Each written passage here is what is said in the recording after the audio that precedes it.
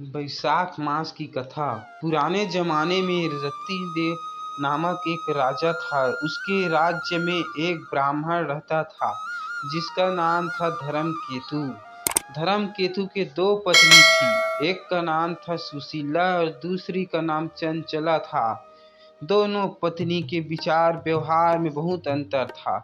सुशीला धार्मिक वृत्ति की थी और व्रत उपवास पूजा अर्चना करती रहती थी। उसके विपरीत चंचलता भोग विलास में मस्त रहती थी।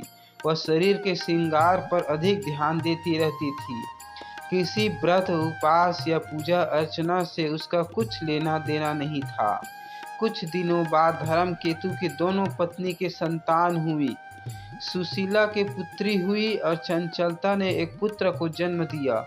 चंचलता सुशीला से कहती रहती थी, सुशीला, तूने इतना व्रत उपवास करके अपने शरीर को सुखा लिया, फिर भी मैं तेरे लड़की हुई। मैंने कोई व्रत उपवास या पूजा अर्चना नहीं की, फिर भी पुत्र को जन्म दिया। कुछ दिन तक तो सुशीला सुनती रही, पर जब अति हो गई तो उसे बड़ा दुख हुआ। उसने गणेश जी की आराधना की।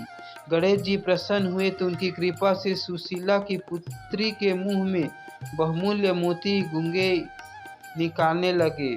एक रूपवान पुत्र भी उसने जन्मा।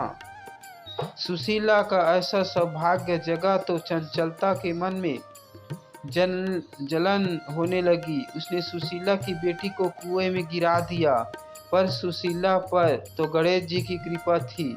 उसकी बेटी का बाल भी बांका नहीं हुआ और वह सकुशल कुएं से निकल गई।